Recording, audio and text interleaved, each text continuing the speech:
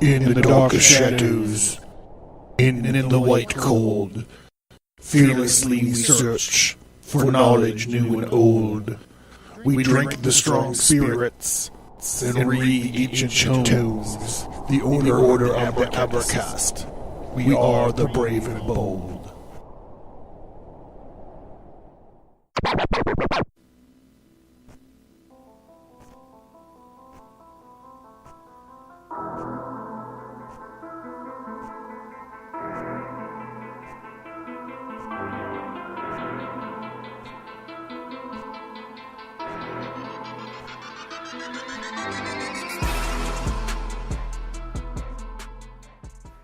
The Ages begins with the shocking story of Cain and Abel and the journey of violence and revenge spanning thousands of years, following Cain through his cursed life from an ancient invasion of malicious angels to the American Revolutionary War.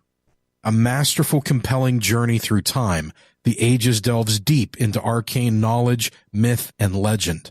The art is stunning, and the story takes you on a journey where mortals, immortals, angels, and demons are all forced to deal with the folly that is God's creation. It's a beautifully dark and gritty ride through history. This 4-part story follows the astrological procession of the ages and how each 2,500-year age parallels major changes in the development of Earth's inhabitants. Cain's blasphemous struggle with the divine and sacred tyrant God will create and crumble empires, shape history, and cause a cosmic cataclysm.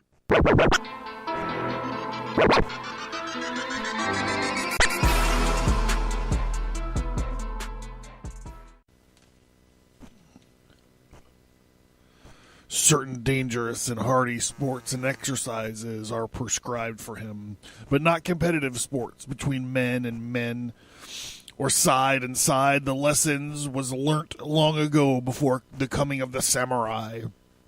Gentlemen of honor, according to the old standards, rode horses, raced chariots, fought and played competitive games of skill, and the dull and cowardly and base came in thousands to admire and howl and bet.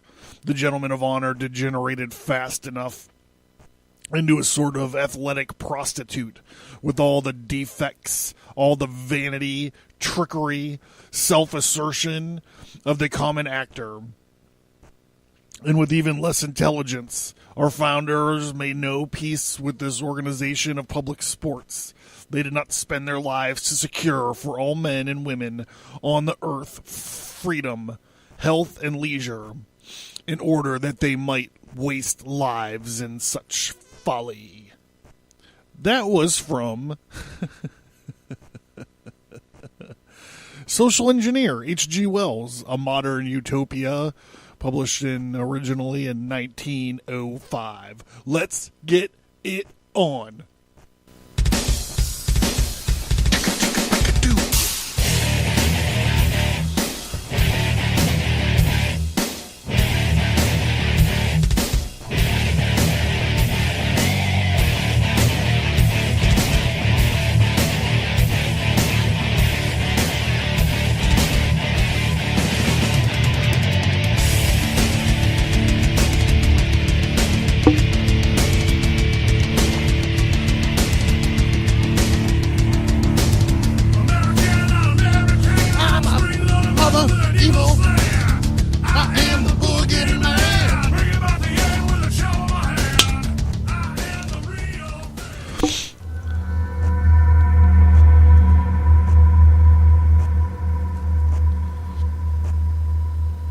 The Abercast.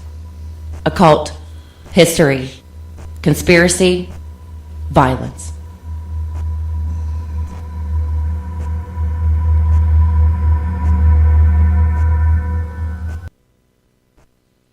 All right, welcome to the Abercast. I'm John Towers. www.sigmatastudios.com.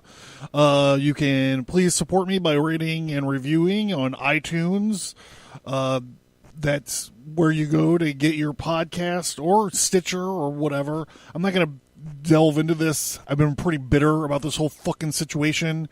So iTunes, that's where you go to support the show. Thanks everybody for all your fucking support. So I'm seeing this pattern emerge where I can't just do one episode anymore. This last month I did like 8 episodes. This month is going to pan out to be like 9 episodes. It's going to be over 9 hours of content in 1 month.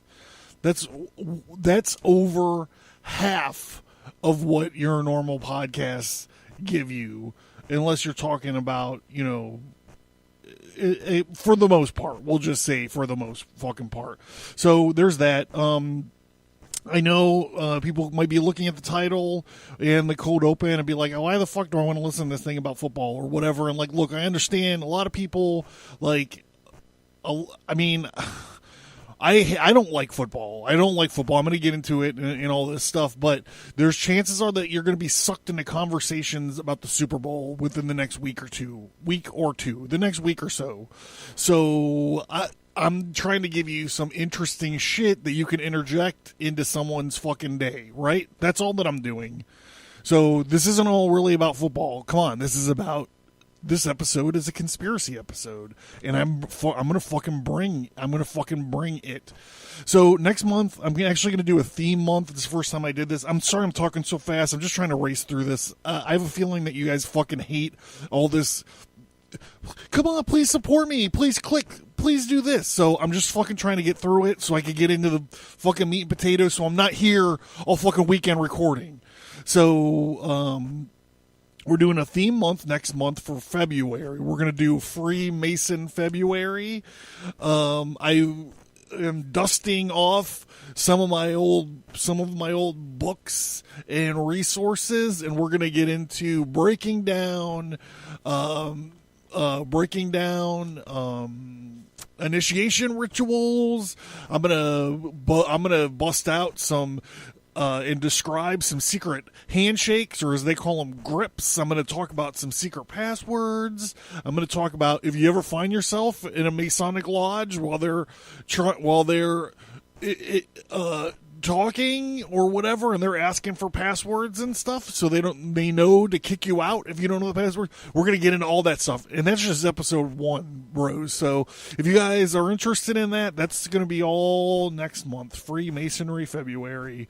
So yeah, I'm really looking forward to that. And we've never done like a whole theme month before. Usually I'm scattered all over the place.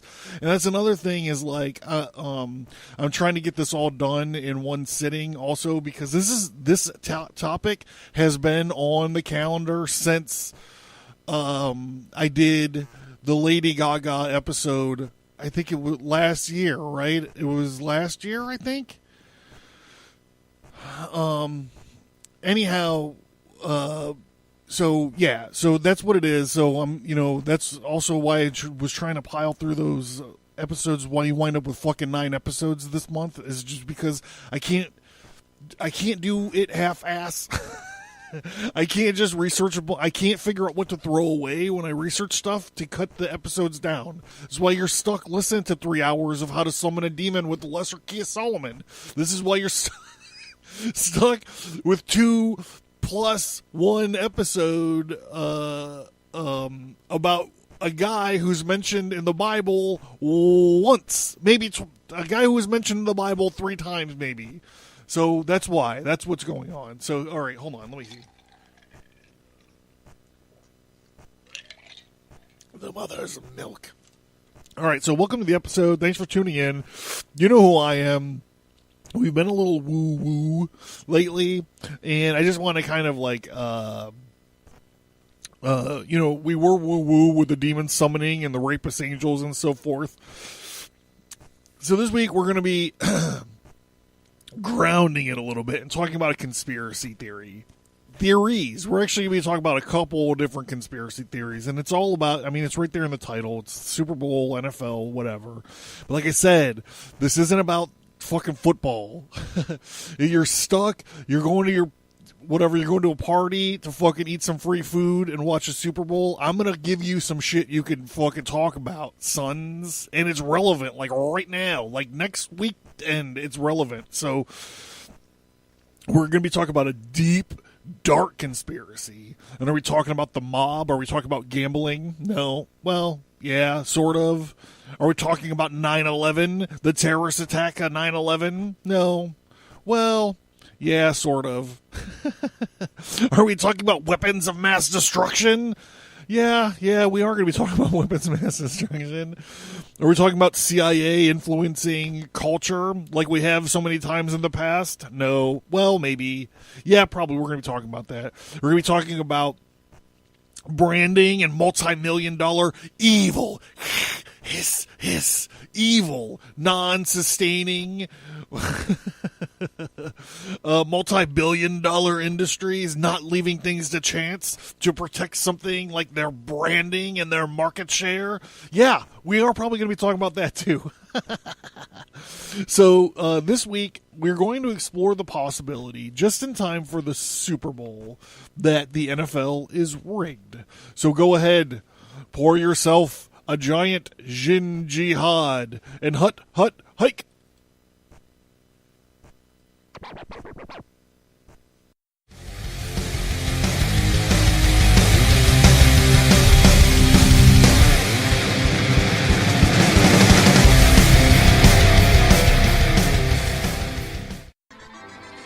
All right, so I try to be a full disclosure kind of guy with you guys. So I have to tell you all that I can't stand football. I never have, I never will. I have no respect for football fans. I don't like football fans as a pack. If I see a group of people wearing football jerseys, I tend to think less of them. If you're waving a terrible towel in my face, I just take it that I would break your arm if I could get away with it and not be sued or imprisoned in some way. I would literally break your arm. And I've had to fight that urge a million times in my life because even though that I never watched or played football growing up, I made my living for like a huge portion of my life off of football.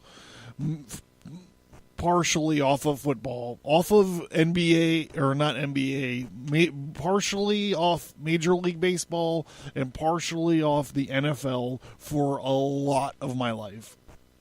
And in turn, I know a lot of football people. My best friend, Jack Massacre, was a semi-pro football player.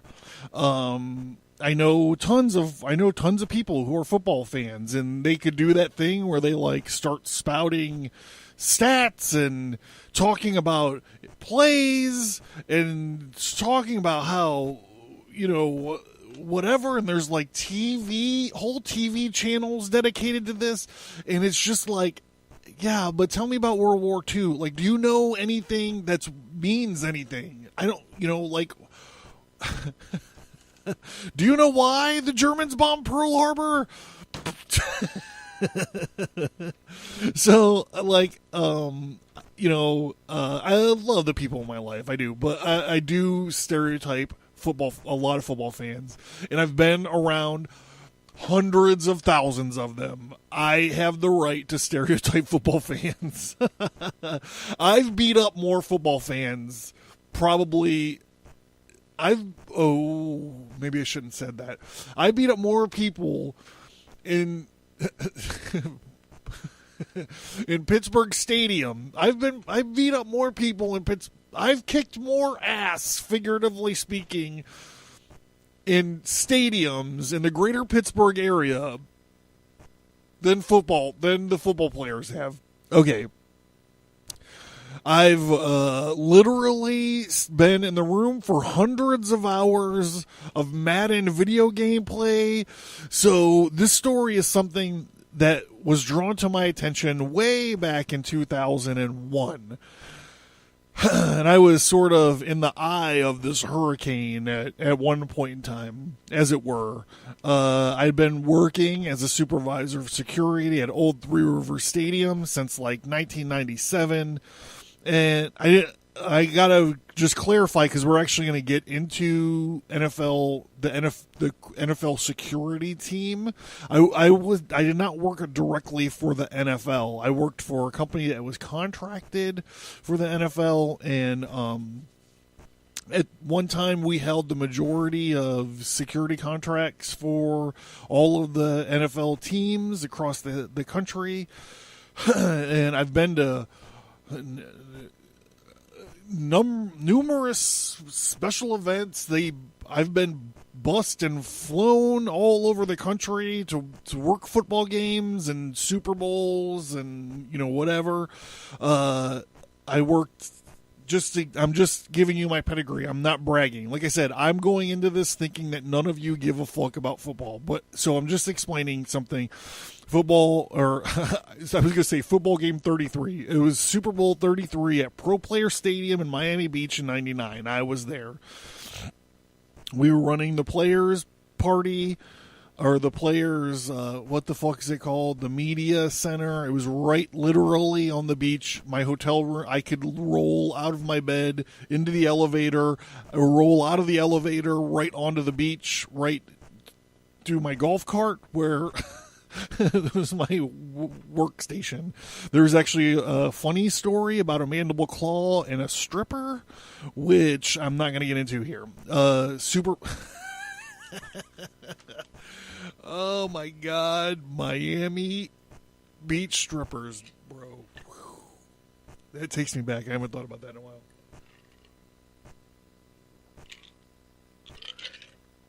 Okay. Super Bowl 34, the Georgia Dome in Atlanta. That was in the year 2000. The main thing I remembered about that is it snowed. It was like the biggest snowstorm in Georgian history at the time. I used to live in Georgia, but right outside Atlanta. But when I was there, I never seen snow like this. It was crazy snow. I skipped Tampa Bay, but in 1936, I got to slow down on this.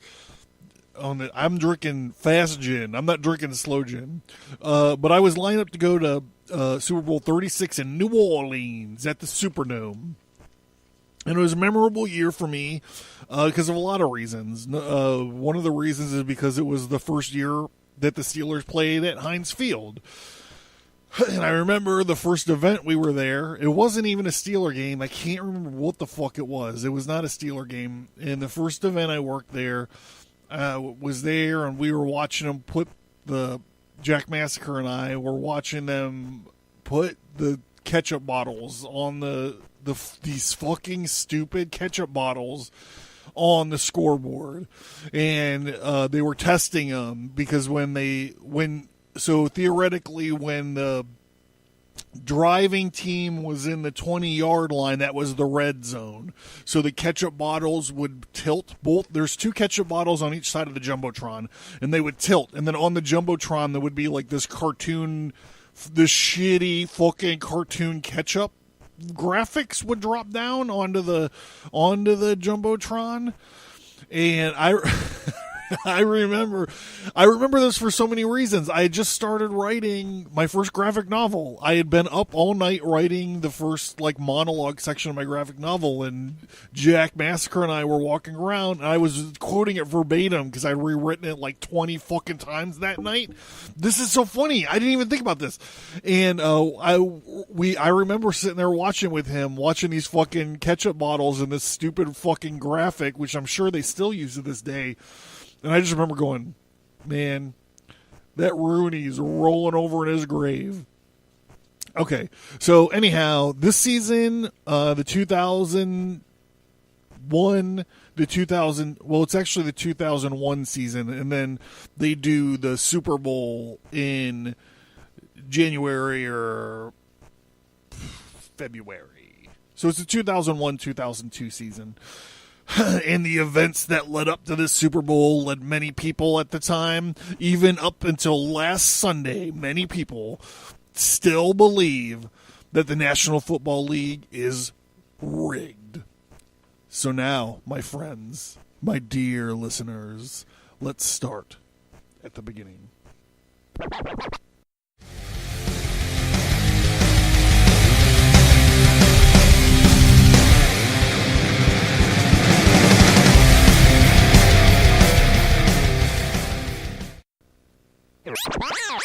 The non-standard.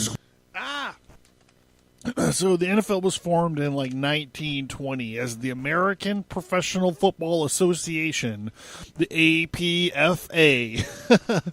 And I'm not even getting into this or giving a fuck about the history of the NFL. However, I do want to note in 46, the NFL was rocked by an attempt to fix the championship game at the time. But we're going to skip ahead to the first Super Bowl. On January 15th, 1967, the NFL had its first Super Bowl, and that was the Packers, which represented the NFL, versus the Chiefs, which represented the AFL, which was the competing the American Football League versus the National Football League. The NFL beat the AFL, the NFL Packers beat the AFL Chiefs handily. Actually, they kind of destroyed them. It was 35-10. And the whole dynamic of the league changed. The structure and everything due to this inclusion of the American Football League. So they went on. And in January 14th of 1968, they did Super Bowl II, which was the NFL Packers again. I should say the Green Bay Packers representing the National Football League versus the Raiders representing the AFL. Again, the NFL trounced the AFL side 33-14. So we come to Super Bowl III, which happened in January 12th, 1969. 69, yeah! The Demon Warp is coming around in 1960. 999. Okay, 1969, Super Bowl III was the Jets for the AFL versus the Colts for the NFL. And this is where this happened at the Miami Orange Bowl, and this is where shit gets crazy. So this is also where I'm going to break away from just doing stats, wins and losses of the game, and I'm going to give a little bit of context to this game and what it meant to the future of professional football. The results of this game actually set the stage for professional football as we know it today. I should say also one last thing before I get rolling into this is how timely this episode is, because Vince McMahon just came out and said he was revitalizing the XFL in 2020. So the idea of fixing or predetermined sporting events and football, again, coming, bam, just colliding. Okay, so the NFL and the AFL were gearing up for a merger that was to happen in 1970. And the first two Super Bowls, as you recall, they were just called AFL NFL World Championship games. The NFL teams, which was the Green Bay Packers in both of the first two Super Bowls, totally dominated the AFL teams. So the people that were going to be in charge of this merger and all the business dealings with it realized that the dominant NFL and the weak AFL sort of championship games could throw a wet blanket on TV contract negotiations. The plan is that NBC was going to broadcast all the AFC games. Now the AFC is what the AFL would become. Instead of the American Football League, it would be a conference. The same thing with the NFC would be a conference, and they would both be under the National Football League. So the NBC would broadcast the AFC games, and CBS would broadcast the NFC games starting in 1970 after the merger had done. Ironically, this is also what McMahon should have done when he bought the WCW, by the way. He should not have made everything. He should have kept the distinction somehow of WCW and whatever he would have named the other thing, and kept them separated and made them their two separate products, which I guess he tried to do, but he just called them their different TV show names, which was, in my opinion, it was branding problem. Branding problem, branding problem, branding problem. Anyhow, but who can I can't criticize him. He just did like the 25 anniversary of Raw. Anyhow, I'm just saying, if I would have done it, this is what I'm going to do. I'm actually going to be a booker later too. Like, I'm going to actually step into a booker's shoes and explain how I would resolve a certain storyline that's been happening. So just be prepared for that. My crazy indie pro wrestling boots might be slipping back on here towards the end of the episode. Anyhow, speaking of wrestling, so I sort of always say that if you see it on TV, it's just a work, or as normal people vocabulary would call it, it's rigged. So in wrestling, you don't say wrestling's fake, you say it's a work. Just the same way as, like, I don't know, like a shoot. Okay, so there's a work and a shoot. So like MMA fights, generally speaking, I would guess, under normal circumstances, I would assume, is a shoot fight. Where a wrestling match is a work. You're working the audience or whatever. Okay, so this is not about fucking professional wrestling. So, so in order to increase the strength of the AFC contract negotiation standpoint, they needed a big win at the '69 Super Bowl. So they are not negotiating TV for a league of pushovers, or historically speaking, for the last 2 years anyways. So at the end of Super Bowl III, when the dust cleared, it was the AFL Jets 16 over the NFL Colts 7, which at least I think was a controversial outcome. Defensive end Bubba Smith, who I don't know as a football player. I know him, however, as Moses Hightower from the Police Academy movies, had a lot to say about this game. He played in it. He did an interview with Jeff Miller in the book Going Long, and Bubba Smith had this to say about Super Bowl III. He says, "This might sound crazy, but I don't think that game was kosher. In order for the merger to go through, the Jets had to win. If you read the terms of the merger, if the AFL didn't establish credibility by the end of 3 years, the terms of the merger were null and void. You're talking the difference between millions and billions of dollars. The line opened at 18 and went down to 15 or something like that because a big bet had been placed on the game. And I know where that bet came from. It came from Baltimore, from someone on the team, from what I understand." Smith went on to elaborate in an interview with Brandon Steiner. That might sound... Oh, wait, hold on. Whoa. What was the hardest loss you experienced as a player? The Jets game, Super Bowl III. A lot of the people talk about that game. They talk about how Joe Namath, obviously, but he said they talk about Joe Namath, obviously, because he made this guarantee that was like, is basically like Babe Ruth pointing his bat up to the upper deck. But they also talk about the game possibly being fixed. Were some players on the take? Do you feel your team just wasn't up that day? Were the Jets that good? Bubba says, "No, the Jets were not that good. Something was happening, and I didn't know what it was. We were inside the 20 5 times in the first half and came away with no points. That is not characteristic of the Colts. You understand what I'm saying?" Question, what do you think happened? Answer, it was the difference between millions and billions, and you just now, more recent TV negotiations were catching the billion side of it.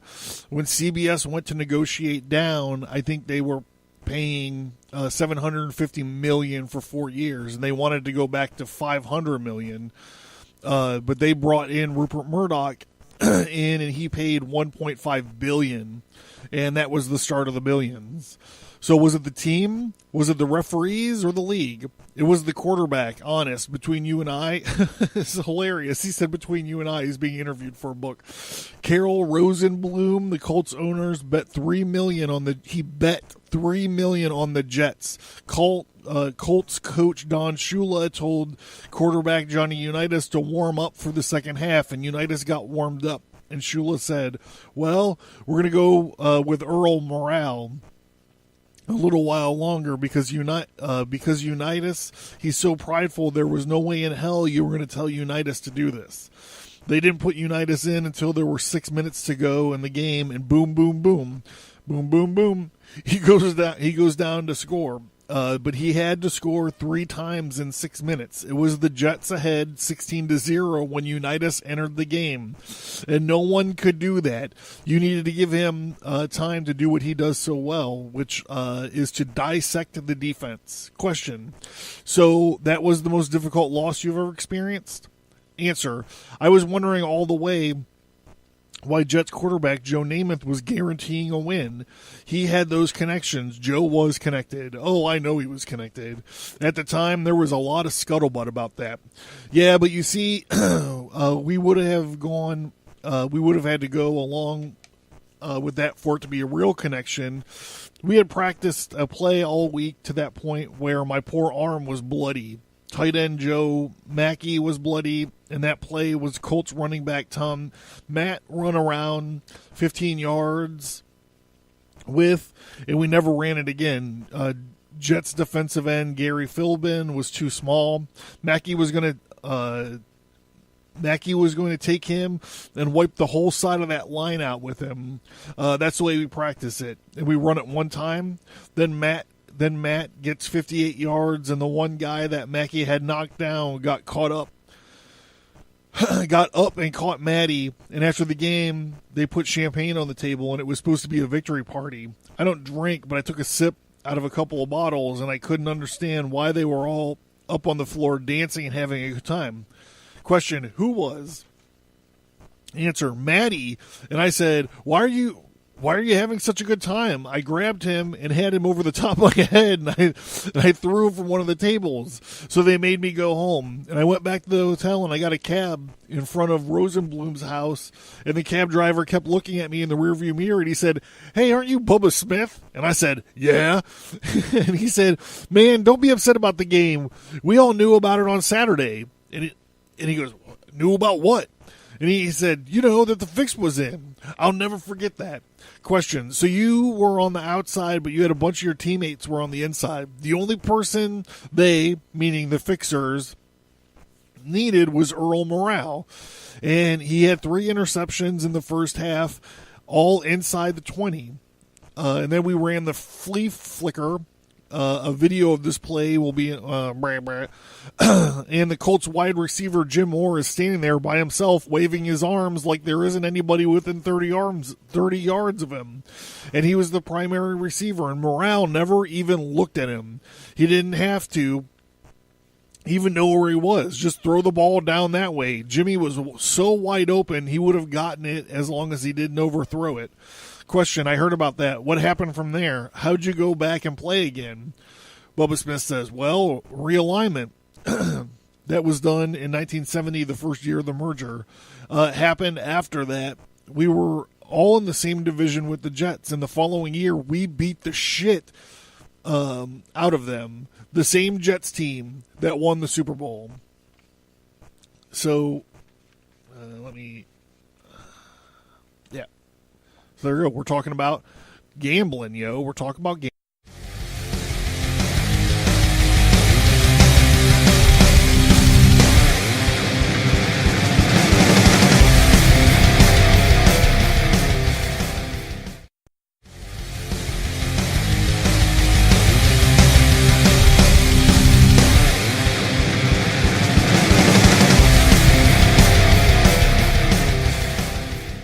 So when you're stuck talking to your family or friends or whatever about the Super Bowl, just be like, hey, man, have you ever heard that Super Bowl III was fixed?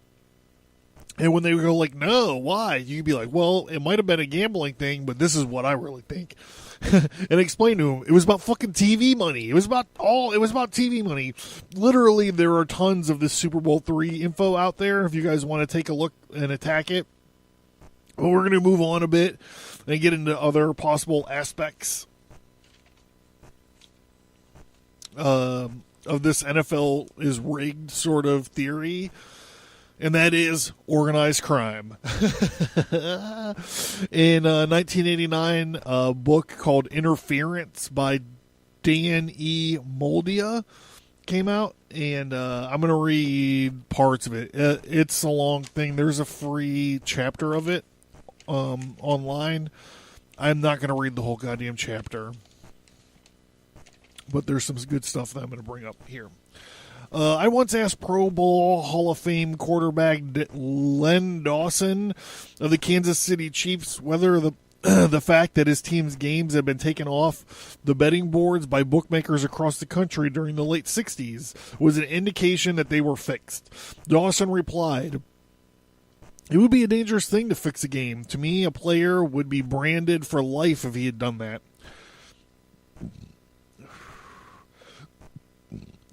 His teammates would express shock and anger. I don't know one guy who could do it, even a quarterback. In our system, we ran the ball a lot. Even when I wasn't in there, it didn't make much of a difference who the quarterback was because the defense scored points to help win the games. I suppose the quarterback could put the ball on the ground with turnovers as crucial situations. It would certainly have a bearing on the games. Hell, a kicker could have as much to do with it by missing. He has more control over it sometimes than the quarterback does.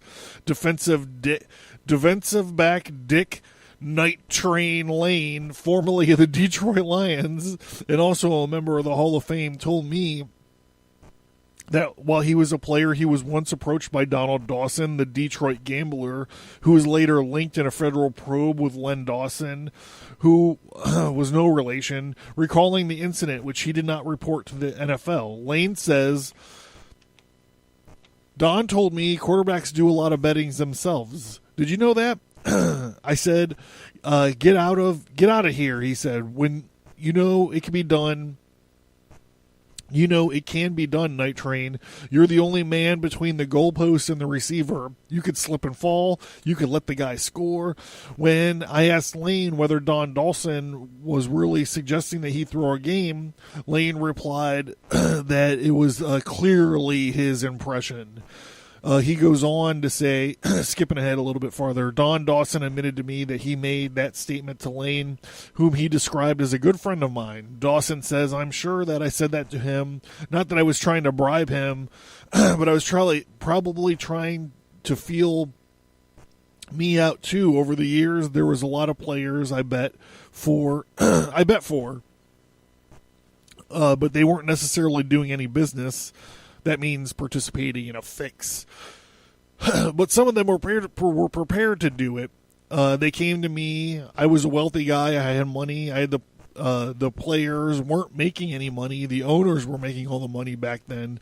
Former All-Pro defensive back Bernie Parrish, an author of a 1971 book critical of the NFL, whose playing career spanned from 59 to 66, told me, quote, "Sure, there were players who participated in shaving points in games and that sort of thing. Yeah, I played with them, but I always heard about it after the game was over," unquote. Don Dawson confessed to me during the 1950s and 60s, he had personally involved in a fixing of no fewer than 32 NFL games. Skipping ahead a little bit further in the same book, Yet everybody is looking for side information. Everybody wants the edge. That's the great thing about the NFL's publishing injury reports. And that's the source of information. The league is very, very forceful on that point, so that everyone has the same information. The league's former commissioner Pete Rozelle strongly opposed legalizing sports gambling. He has said that gambling is more serious than drugs because it goes against the integrity of the game. Rozelle knew this better than anyone. He was forced to deal with a gambling problem of one kind or another every year since he was elected as the NFL's chief executive officer in 1960. The fact that most fans can't recall much about the NFL's gambling scandals is a testimony to his ability to enhance the league's public image while he policed the conduct of his personnel. We have a basic rule in the NFL, says former law enforcement official who advises the NFL on security matters. Quote, it is to keep upbeat and to keep positive, but above all, they want to keep everything quiet, unquote. So what we're going to get into here is we're going to talk about this organization within the NFL called NFL Security. So these aren't the dudes in the little yellow jackets that are standing around that you're seeing on TV.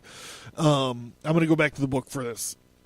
Quote, as a result of the 63 players betting scandal, Rozelle created the NFL Security and selected Jim Hamilton as the first chief of intelligence of the Los Angeles Police Department as its first director. In 1966, Hamilton, who died after a long illness, was replaced by William Hudley, the chief of Robert F. Kennedy's Organized Crime Division in the Justice Department. Hundley was succeeded by Jack Dehane, a New York FBI agent. In 1968, Dehane held the position until 1980 when he was followed by current director of NFL Security Warren Welch, a former Miami-based FBI agent. The director of NFL Security has attempted to safeguard the league against the corruption of its players, trainers, coaches, owners, and referees, all of whom are potential targets for blackmail and payoffs in exchange for inside information or other favors. The NFL Security is supported by a network of private investigators, mostly former officials with the Justice Department and other law enforcement agencies who were stationed in the 26 cities where the 28 NFL teams were based, because New York and Los Angeles each have two teams together. Skipping ahead again more, in 1986, the league began investigations of Irving Fryer. I just want to point out how intrusive these guys are. In 1986, the league began investigation on Irving Fryer, a wide receiver for the New England Patriots, who was accused of betting on NFL games. Fryer had been named by his team officials as one of 6 Patriot players to use illegal drugs. The investigation remains open. The conditions under which players may be compromised are clear and present in the NFL today. Our worst case would be an athlete who is strung out on drugs and who has a line of credit with a drug dealer and can't pay the bill, says Welch. And then he gets that knock on the door, and the player says, hey, I told you I can't pay the bill. And then the dealer says, hey, I don't want your money, but you're just going to work for us. Major West Coast bookmaker agrees. A lot of players have gotten involved in cocaine and are well over their heads, and as much as $10,000 or $20,000 a month in cocaine. Wow, this was in the 80s, remember. There is a very real danger that if they can't pay their debt, they are giving information and they're make some mistakes in a ball game so that the dealer can make a bet and even out. And that's the great opportunity for a bookmaker, too, to set up something for a cocaine dealer and find information that way.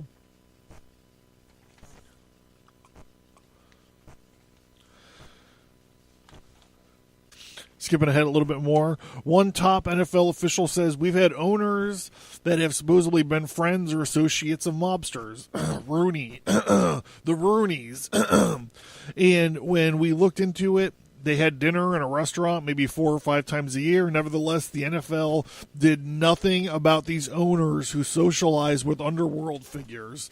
Skipping ahead a little bit, we're talking about the NFL security guys again. These retired law enforcement guys maintain their ties to their old agencies and can and they can then tell which investigations are being done and whether they might be troublesome. When some wrongdoing is ready to go public, the NFL security people can go to their old fellow workers and say, hey man, we can handle this ourselves. Give us a chance to straighten this mess out without all the attention your public investigation will bring. Ralph Salerno, the former chief of detectives of New York Police Department, goes even further and says, how does the NFL protect itself with one guy in each NFL city? They do it illegally. The local NFL security guys takes the local police commissioner and the chief of detectives and any other important law enforcement officials and gives them season tickets and a box seat, and they get wined and dined and taken out to play golf.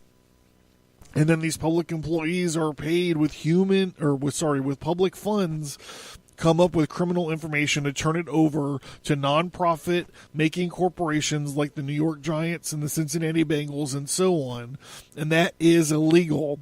Do the police do that for every fucking trucking company or every furniture manufacturer? Of course not. It would be illegal for them to do it with anyone, but they do it for the NFL. The whole NFL security operation that Rozelle bragged about is simply an illegal operation. So that was from the 90s. You can imagine that things probably have changed since then, but I'm just diving into this just to explain the corruptibility of this system. Simply just talking about the corruptibility of it. And it's everywhere. FIFA, which is, I guess, the soccer. So apparently soccer is like the biggest watched sport in the world. It's because every fucking, shithole country is crazy about soccer. Every fucking third world, every fucking communist shithole country out there, they're all obsessed with soccer. Anyhow, FIFA, the biggest sport in the world. Former head of security for the FIFA describes the issue of match fixing a crisis. A betting scandal rocked the NBA, the National Basketball Association. Referees were exploiting relationships to bet on games. In 2015, Tim Donahue, who was a dirty ref, he served over a year in federal prison. I think it was federal prison. Tim Donahue, a dirty ref, stated, organized crime will always have a hand in sports. Major League Baseball has a long and storied history of gambling, fixing games, corking bats, and stat shaving. There's a thing called the Dowd Report. Look into it. 2006, NHL, the National Hockey League, had a betting scandal called Operation Slapshot. Look into it. Tennis fixing 2000. That's right, I said tennis. Fixing tennis matches. 2000, 2004, 2009, the Olympics, 2016, Olympic boxing, horse racing, 2007, NASCAR. All manner of college sports are corrupted by gambling. Boxing, but not the National Football League, not in America. Do we buy this? Do we buy it with point spreads? Do we buy it with injury reports? Do we buy it with fantasy football? In 2015, there were stats saying that gambling generated 8 to 10 times the revenue that TV, ticket sales, and merchandise of sports teams sold. And homie, that is a lot of cabbage. But what do I know? I'm just a writer with a podcast that hates football.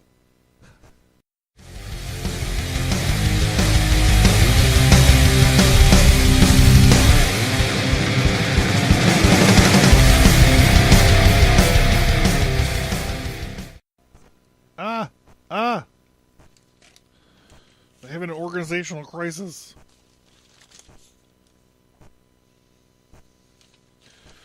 Okay. So all this gambling and game fixing and stuff is all super interesting, for sure. However, now that we are sort of caught up to the modern times, I wanted to put forth another theory. the theory that the CIA or the Pentagon is manipulating culture using the NFL on multiple levels. Just let that sink in for a second. We are going to step back into the year 2001, and it was the third week of the NFL regular season, September 30th, 2001, 19 days after 9/11. It was week 3 because the NFL backed their whole season up a week after the attacks. I only mention this because it put Super Bowl at the exact time in New Orleans as Mardi Gras. And I fucking partied my ass off there for like 2 weeks. All right. So, okay, so a lot of things happened. After 9/11, like I mentioned before, the NFL backed their schedule up. The reason is because they had to look at security measures, and they changed everything. And the stuff that they changed still is impacting us today. If you've been to a game within the last, 17 years, you've had to put up with the repercussions of these fucking assholes running this plane in these running these planes in these buildings, or laser weapons or mini nukes or HARP technology or plasma rays or invisible fucking devil rituals, whatever you want to call it. You're still dealing with that shit today. But that's not all that changed. After 9/11, the NFL changed the already released Super Bowl logo for that year. It used to look like something, it was weird, because it was always supposed to be in New Orleans. But when you look at the old graphic, like, it doesn't look like New Orleans-y. It looks like something you would see in a Chi-Chi's restaurant. Like, I never really understood what that logo was about or whatever. But after they went down for a month or for a week, they came back, and it was all new logo. And the new logo was like this red, white, and blue across America, and it was all like, it had like North America. It didn't have Hawaii or Alaska, but it had like the most part of like North America, and it was all like red, white, and blue. I'm not really sure how to describe it, but that's what it was. And that was the logo that it stuck with. And so we started to see this turn towards patriotism, So anyhow, the New England Patriots started off losing their first 2 games that year. It was 9-9 against the Bengals on September 23rd, and the wait, is that right? September 23rd against the Jets. On the third game, on the 30th against the Colts. New England Patriots started what was called their Cinderella season, and they trounced the Colts at home in Foxborough Stadium of 44-13.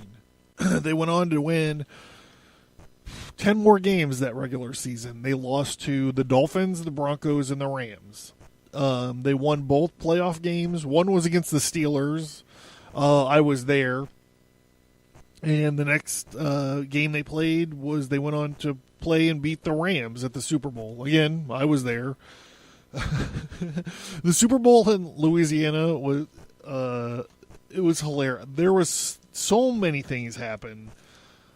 But, I mean, I have fun wherever I go. I'm not sure if it was as fun as the Mandible Claw and the stripper in Miami. However, I'm just going to take a second just to alleviate all the, like, kind of tell a funny story amidst all this questionable football knowledge. I don't know if I've ever told this story before. I gave Puff Daddy the wrong directions at the Super Bowl in New Orleans. I was standing outside the media center smoking a cigarette. I used to smoke back then. And he pulled up and they unrolled the window and he was like, how do I get to the Superdome, and it was literally 3 blocks away. Like, if you just turn your head to the right, which was the direction their car or their truck, their SUV was facing, they were looking right at it. And I'm like, are you serious? And they're like, yeah, how do we get there? We're like, this was the Saturday before Super Bowl Sunday. And I'm like, okay. And I just remembered that fucking song that he did for Godzilla. I don't even remember how it goes, but they stole that Jimmy Page riff from Kashmir, the din-in-it, din-in-it, din-in-it, din-in-it, din-in-it, din-in-it, and then all the rappers or whatever were like, yeah, din-in-it, din-in-it, din-in-it, din-in-it, din-in-it, din-in-it, yeah, dog, yeah, din-in-it, din-in-it. And I just got filled with rage, and I gave him directions to get back on the highway, going the wrong fucking directions, and then I just watched him go, and he got in the fucking thing. So, I mean, if you know Puff Daddy or know how to get a hold of him, you can ask him, and he might not tell you the truth. But for all you Led Zeppelin fans, I got your back, dog. So, in the grand scheme of things, am I suggesting a shadowy government entity influenced the whole 2001 season of the NFL football so that the red, white, and blue team, the Patriots, would win? So that on some sociological level, instilling or inflicting, depending on your political party, an archetypical symbol, a patriotic symbol, a triumphant patriotic symbol would be thrust into the cultural zeitgeist to help mend and console the national tragedy we had just endured and we were mourning. And I say, I mean, am I suggesting that? This is what I say.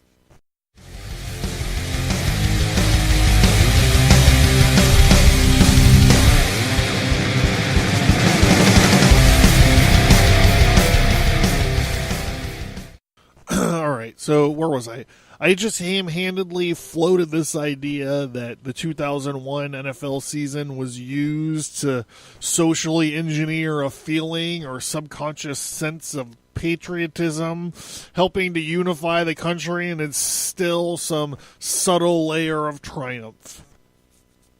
Now, we know from episodes 30, which is the life and dangerous times of CIA Director William Colby, and episodes 43, which was Operation Mockingbird, and episode 44, the CIA culture creation, and don't forget episode 65, the end of the 60s and the Sunshine Acid connection, and probably more that I'm forgetting, that the CIA basically created whole art movements that are still revered and marveled at to this day, responsible for hundreds, if not thousands, of books and articles produced or helped produced, hundreds, probably dozens at least, Hollywood movies, secretly,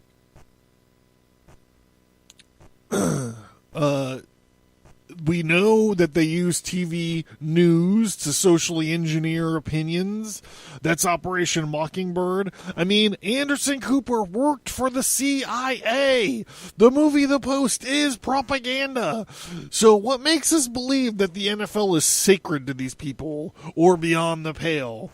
The reason you know who Jackson Pollock is or what his paintings look like is because of CIA. Don't look at me like that's an intellectual statement. It was a fucking joke in the Guardians of the Galaxy movie, okay? It doesn't just stop at 9/11, weapons of mass destruction and the Iraq invasion of 2003 and 2004. While we were still there, opinions starting to turn on us. Who's in the Super Bowl? The red, white, and blue. Same situation. 2005. Patriots versus the Eagles. Patriots won 24-21. Ready for the rematch? 2008. Election year. Patriots versus the Giants. Patriots lost. 2012, another election year. Patriots versus the Giants. Patriots lose again. 2015, Patriots versus the Seahawks, Seattle Seahawks. Patriots win 28-24. 2017, Patriots versus the Falcons. Patriots win 34-28. 2018, Patriots versus the Eagles. This is a rematch of 2005. Not that this means shit, but I think this Patriots heel turn is complete with the Spygate and the Deflategate and all this referee collusion shit that's like all over your TV right now, all over your YouTube right now. They got these pictures of these referees making these shitty calls in to the benefit of the Patriots, and then like they're all like dancing around and being like, that was great, woohoo, congratulations with them. Like I just want to be like, your transformation to the dark side is complete. You must feel the hatred flow through you. This is the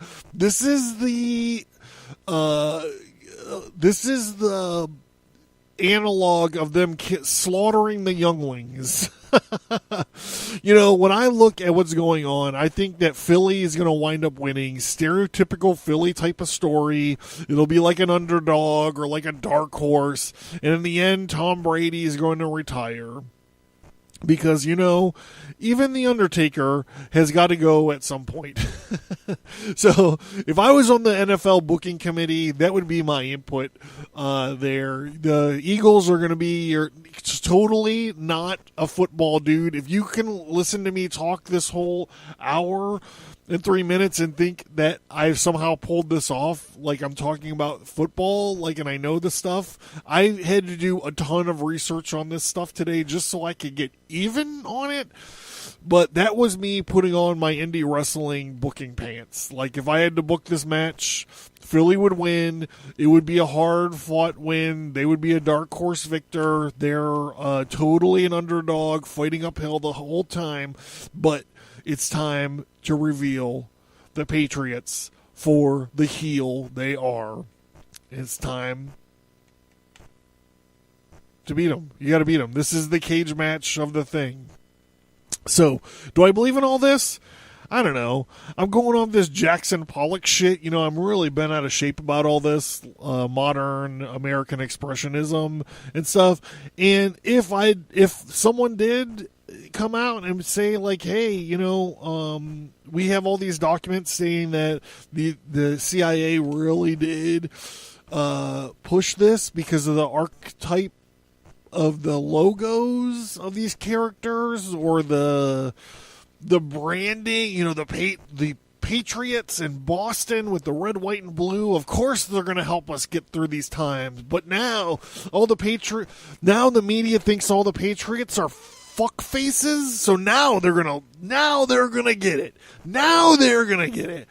And the Eagles are gonna be I don't understand what the 1-to-1. There's no analog. Like, in 2001, it's not like we had a Scorpions. Like, we didn't have like a Saudi and Arabian Scorpions or like an Iraqi camel fuckers or something like that to like face off against. So I guess you just got to like take the. I don't know. I'm not a sociologist. I don't know. I would love to talk to a sociologist about this, see what they have to say. Besides, you're crazy. I want to know what they have to say in that. So,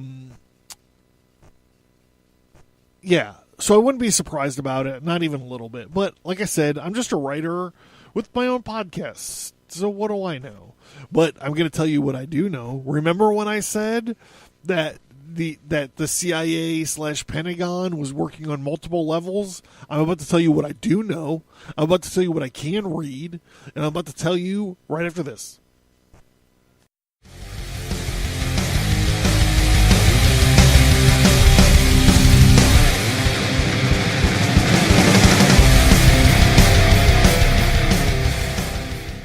All right, so I said the CIA and the Pentagon was working on many different levels.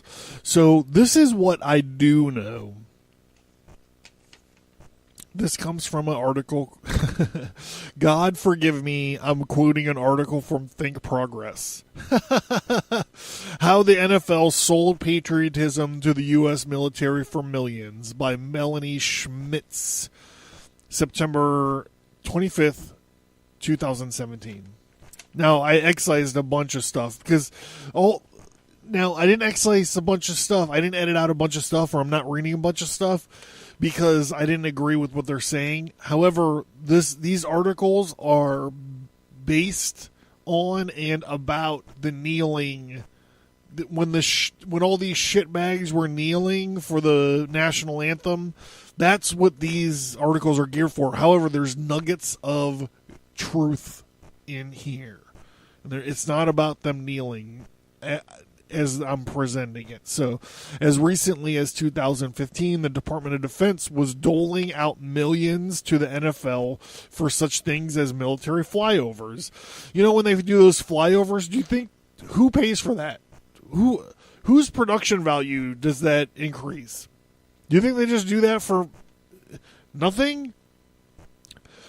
Flags unfurling and emotional color guard ceremonies, enlistment campaigns, and, interestingly enough, national anthem performances. In 2015, Arizona Senators Jeff Flake and John McCain, both Republicans, revealed in a joint oversight report that nearly, listen to this, $5.4 million in taxpayer dollars had been paid out to 14 NFL teams between 2011 and 2014 to honor service members and to put on elaborate, quote, patriotic salutes, unquote, to the military overall. They reported that these, quote, displays of patriotism were included within the $6.8 million that the Department of Defense had spent on sports marketing contracts since the fiscal year 2012, unquote.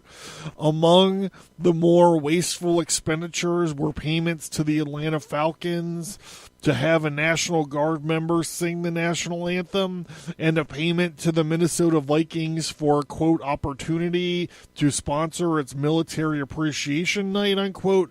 Overall, the Defense Department spent at least $10.4 million on, quote, marketing and advertising contracts with professional sports teams, unquote, across the board between 2012 and 2015. Although the report noted that the department could not accurately account for the full number of contracts and payouts it had awarded, it only reported 62%, that's 76 to 122 of its contracts, and 70%, that's 7.3 million of its spending in response to our inquiry, the senators wrote. So, I mean, they're paying out of their ass for what's called paid, this is called paid patriotism. I'm going to read one other thing, and this is how the Pentagon paid for NFL displays of patriotism by Emma Niles in September 26, 2017. ESPN's Stephen Smith explained in 2016 the players were moved to the field during the national anthem because it was seen as a marketing strategy to make the athletes look more patriotic. The United States Department of Defense paid the National Football League $5.4 million between 2011 and 2014, and the National Guard $6.7 million between 2013 and 2015 to stage on-field patriotic ceremonies as part of a military recruitment budget line items. Now, I can't remember what episode it was, but before I started talking about whatever the topic was, I actually brought up this kneeling situation. And I was very agitated about it. I still am very agitated about it. And one of the things that I pointed out was that they were paid to do these things. So it's like you can't pay for someone to shit on your face. Well, I mean, I guess someone does out there. I mean, I imagine that happens, but not in an unironic way. Like, you can't pay someone like, hey, we're going to do these patriotic national anthems, and then go out there and have someone shit on your product or your brand, which is exactly what's happening. So I don't know, that was a great way for me to attack it. But at the same time, I also feel like this is not these players' moments to exercise their freedom of speech. They have Twitter, just like everybody else. They can summon reporters with microphones to wherever they want to go. They don't have to do it right here. And I'm not saying getting paid for it is the best way to do it.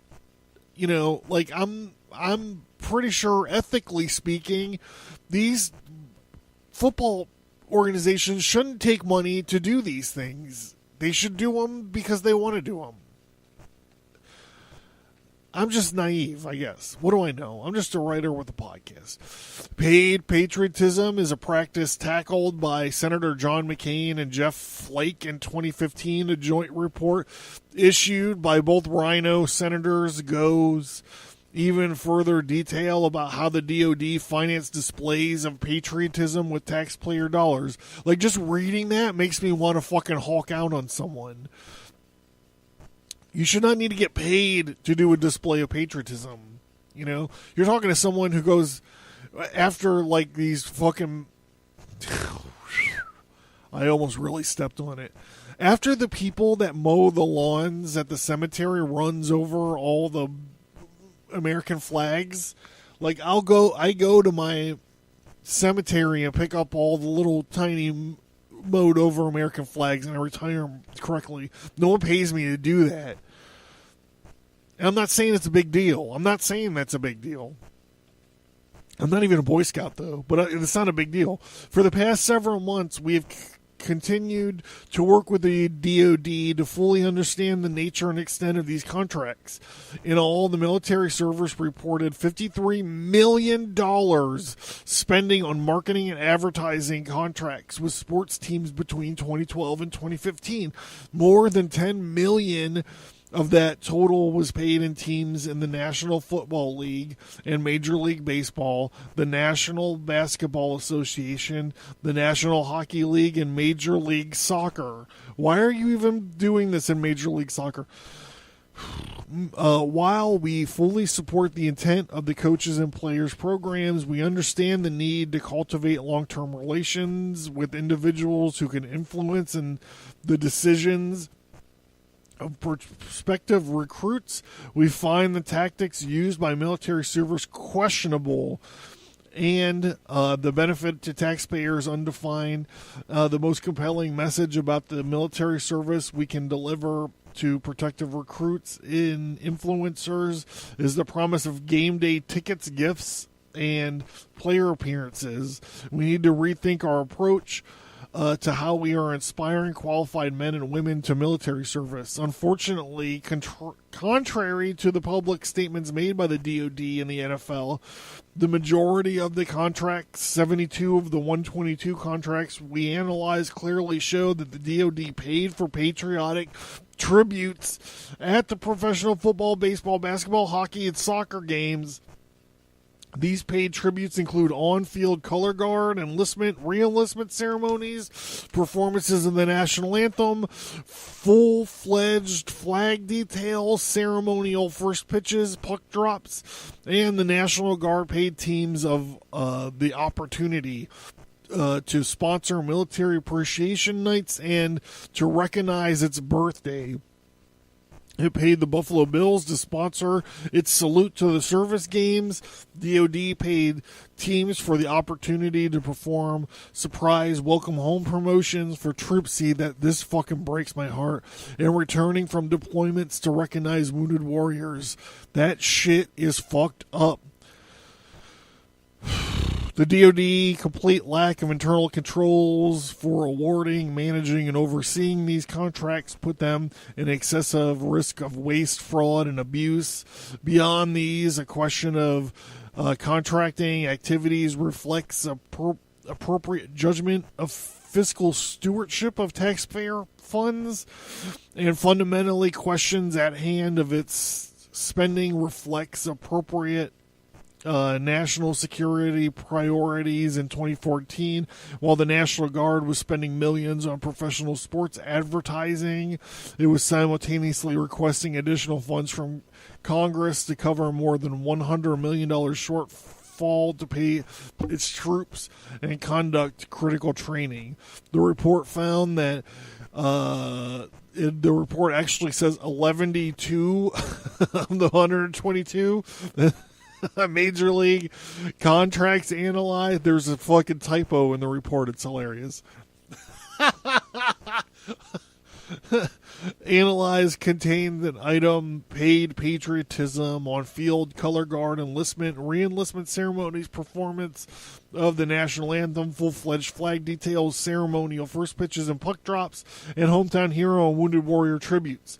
According to Rhino McCain, the Pentagon spent $6.8 million over the course of several years for such patriotic displays.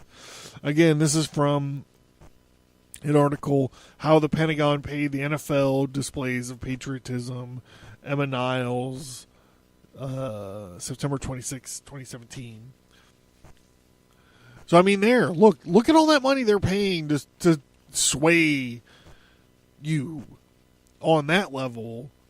They think that stuff is showing, that stuff is increasing military recruitment. What do you think they would do for your opinion?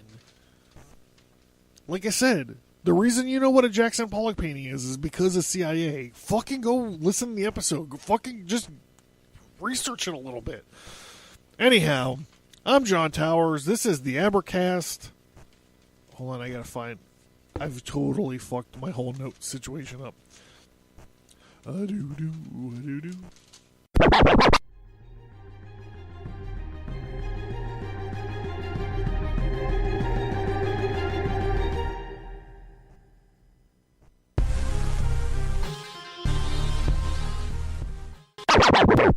Vienna, 1683. Today is September 11th, 1683. The mighty army of the Ottoman Empire, led by the savage and radical terror troops of the Dar al-Harb, surround the walled city of Vienna and begin a siege to break the golden apple of Europe and kill, enslave, or convert all of its inhabitants. The valiant citizens stand against the tyrannical army with the steadfast leadership of Count Ernst Rudiger von Stromberg, the help of the ever-living rebel Cyrus the Dead Guy, and the hopes of the faraway King Jan Sobieski III and his army of flying hussars. The Vienna 1683 comic is available right now from Stigmata Studios at stigmatastudios.com and on indieplanet.us.